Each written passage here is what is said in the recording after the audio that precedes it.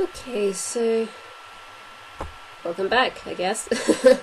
Yeah, this painting's how do I say this? This painting came out worse than I expected, but it didn't come out badly. I was going to use a lot lighter colours, and it came out a lot darker and richer in colour than I thought. I think my paints probably need a good scrub because some of them are coming out quite murky. To be honest, a lot of them have quite deep wells in them now, and they don't seem to be working how they used to. So I may have to invest in some different paints, basically. But I'm still getting used to watercolours anyway, especially with normal brushes. I started learning to use them with a water brush, so yes. So a lot of the painting side of things didn't go according to plan, but I made the best of it, and I think in the end the image comes out okay. I mean, there's going to be a lot of cutting in the footage sort of thing, because there's me trying to fix in a lot of the things that happened, but I just kind of went with the flow in the end, and then yeah.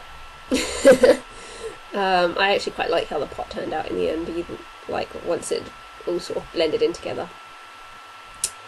But okay, so today I just wanted to talk about comics, basically, because comics is what I primarily do.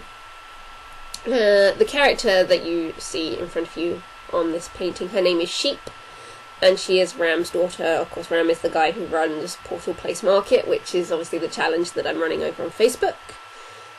So Ram is the owner of the market, and he is basically like customer services. His daughter Sheep is the money changer, and she uses a type of alchemic pot, because obviously there's going to be a lot of different currencies going through the market. And what will happen is at the end of the day, all the traders will come, and Sheep will obviously change their money. She'll put everything into the pot, she'll use her alchemical powers, and basically change it to whichever currency, and it's obviously going to be equal to whatever goes into the pot. So yeah, I wanted her design to be quite, I don't know, ragamuffin, really. She kind of reminds me of me when I was growing up, you know, the teeth too big for her mouth, and the gap teeth that stick out, the big ears, the scrawniness, the scruffiness, the hair that looks like she's tried to cut it herself so it's a little bit lopsided. Yeah, these are all traits that I had growing up. A couple of the traits I still have. But yeah, so Sheep is, yeah, I like Sheep. I like how she turned out. She was very different in design originally, and she was a lot younger. But I really love how she is now. But yeah, so talking about comics, there are some like frequent questions I get and things like that, so I'm just going to go through them. My main thing is a lot of people are just like, how would you start a comic? My main thing is just do it. Jump in. Don't jump in the deep end. You need to have a story and a clear set of characters. There is literally going to be no story without the characters, but you need to be exactly sure where your story is going. You need to be exactly sure of your beginning, your middle, and your end. You must have these things. Keep it simple. It doesn't need to be anything epic, because this is your first. If it's your first comic, start small. No one's going to care that it's boring, that your art isn't brilliant, things like that. It's your first comic. I find the best way to learn is just to do it. That's basically how I've learned over the years, anyway. I learn something new every time I do a comic. I try to do something different every time I do a comic. That way I'm learning even more.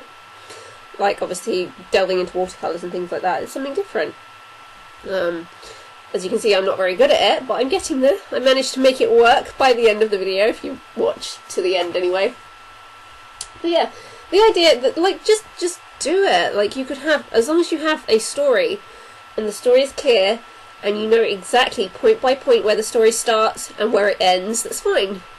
A lot of people make the mistake of going into a story and not having a clear ending to it, so they tend to ramble on, and then you never get it finished. So the idea is just keep it quick, short, simple.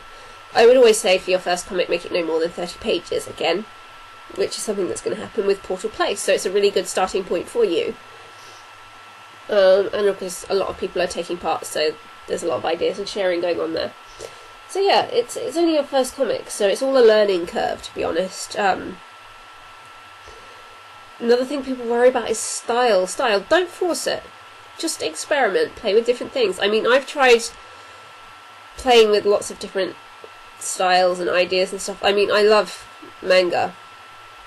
I always loved comics. My mum loves the X-Men, so I've grown up on the X-Men. My family's been very into video games, so a lot of influences come from video games, especially The Legend of Zelda. I remember my brother getting that for the N64 and him playing it for the first time, and me just being absolutely enamoured by the art style, which is of course probably why I love anime and manga so much. The style of it, to me, is like the most epic thing in the world. But yeah, so, and then I also take a lot of influence from Disney, because I am a huge Disney nut. It's insane. I'm no longer allowed to play Disney Trivial Pursuit with my family because I always win. But, like, Glen Keane, Milk Carl, you know, there are so many Disney animators, there's loads of them, like, on Instagram now as well, so you can just, there's automatic access to all of these guys. And just, you know, practicing what they do, studying their eye shapes, the way they draw noses, the way they do face shapes, the way they make characters move. Like, I like to pause Disney movies at really odd scenes so you can actually see the way the characters are moving. There's this one specific part in Aladdin that I will never forget. It's at the beginning where he's being chased and he pulls one of the guards' belts off and then he zips underneath them or slides past them, and if you pause it, it's one of those deformed moments, but the flow of the motion, because it's animated, those are the parts I really love. And there's this scene in The Little Mermaid where she blows into, like, the pipe, and if you pause it at the right moment, her cheeks are all puffed out and she's cross-eyed, and I just really love stuff like that. So study, like, your favourite animators as well. You know, TV shows, just pause them. I love looking at, like, Lord of the Rings, and you can pause it and just watch Orlando Bloom, because he pulls the funniest faces in the background. It's very amusing. And also the way the characters move and the fabrics. So don't force your style, just experiment, play with lots of different things, different eye shapes, things like that. And then sometimes you'll find that your style will just automatically change, and you'll try to revert back, and that will be harder than how you were trying to change in the first place. There have been numerous times where I've tried to stick with my old way of drawing and it's just not happened because my style has changed by itself. So it's one of those things. Like, Mr. Bubbles was my first comic, and I can no longer draw him the way I used to because my style has changed so much. So yeah, don't worry too much about style at the moment. Just play. Just, you know, practice.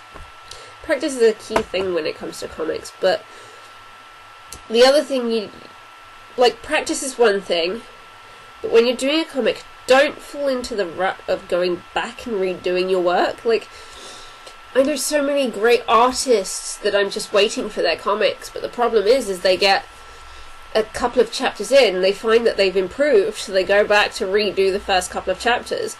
And of course, by the time they've done those again, they're like, oh, I've improved even more, and then they want to go back and restart it. You get stuck in this cycle and you never get anything finished. Get it finished, then go back and fix things that you don't like. Don't redo the whole thing, just fix the things that you don't like. Like, a good example is Risen. Because when I started Risen, I wasn't very good at screen toning and my inking was incredibly messy. So I stuck with markers and then I grayscaled it on Photoshop. I got 2 chapters in, and then I realised that I was getting lazy. I wasn't putting in backgrounds, so a lot of my characters were floating in space. So I made the decision to go back to black and white and to go back to screen toning, and since that point I've made more of an effort.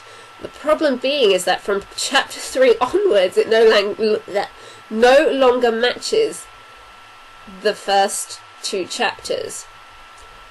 I am going to be redoing them, but I'm going to wait until the entirety of Arc 1, all 7 chapters, are complete, and then I will go back and redo them. because I want to get the story finished before I go back to the beginning to fix things. People want to read on. They don't want to see the same story again in a, like, just changed.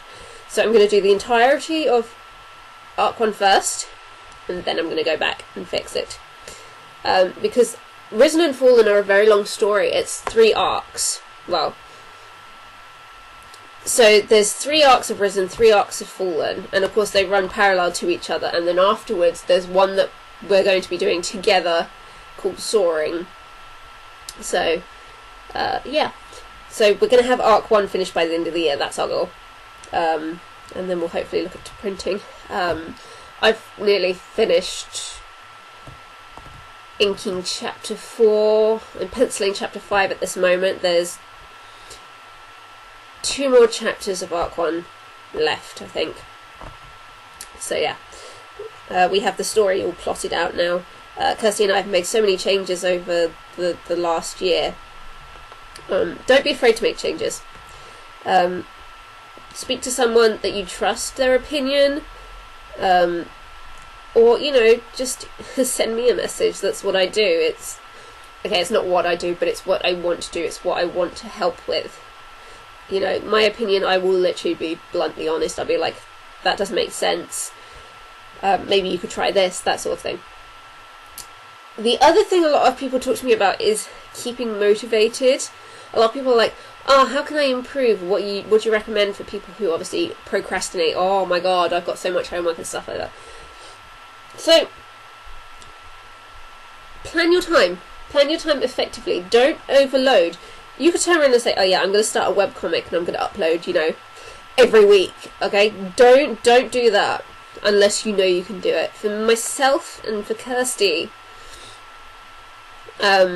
we decided on 2 pages every other week. So every 2 weeks, every fortnight, basically. That's because we both work part-time. I run a business. You know, Kirsty has other things she needs to do. And doing any more than that is a real struggle. We reserve Tuesdays as our drawing days, and those are the days we literally do nothing else. We will just draw Risen Fallen to make sure we get the work done.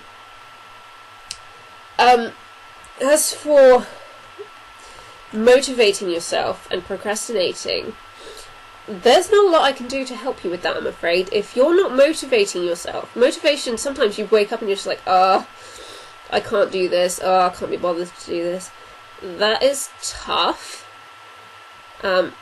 You could just say, no, I'm not going to do it, but don't make excuses for yourself. If you say to yourself you're going to do something, you should really do it, especially when you are committing to a webcomic. You need to stick to your guns, unless obviously you're sick or something like that, because if you're sick, you can't work. The problem is turning around and saying, oh yeah, I'm going to deliver a page a week, and then not doing it because you're out doing other things, and then turning around to your fans and just saying, oh yeah, I didn't get these pages done this week, sorry. You can't, there's no one to blame but yourself for that, because you've not done the work. But yeah, so procrastination and motivation I can't really help with. That's something you need to do yourself. It's about being stubborn. Comics aren't easy. You have to be stubborn and you have to be willing to put in the hard work. They are hard work. Comics aren't easy. They never will be. But yeah, it's just comics are fun, but they are not easy. Like the end product, it's like having a baby. Less painful. Far less painful. Just try it, you know. If you like comics, then just jump in. Just. I keep saying the word just, it's terrible. But yeah, procrastination, I have literally zero advice for. If you make yourself a schedule, stick to it. If you can't stick to it, then you're not going to get very far. Such is life. It's like having homework or, you know, school projects. You are responsible to yourself. No one else is going to sit there and make you do it. You have to be able to do it yourself. And that's all I have to say about procrastinating and staying motivated. If you know, one of my things about like being motivated is I have to be working on multiple projects, because I feel like my creative flow goes stale if I'm not working on multiple things. So of course I'm working on Risen, but I'm also working on Portal Place and all the challenges, because then I'm creatively thinking about a couple of different things rather than just one constant storyline. But I know that's within my capacity to do. If I didn't think I could cope, then I wouldn't be doing multiple projects. I would just stick with the one. So yeah. But yeah, that's about it for this video, guys. I'm sorry I rambled. I'm sorry if it sounded like I was being kind of negative, especially about the motivation procrastination part. But hard as it is, blunt truth. So yeah. But anyway, guys, enjoy the rest of your evening, and enjoy the rest of the video. Bye bye.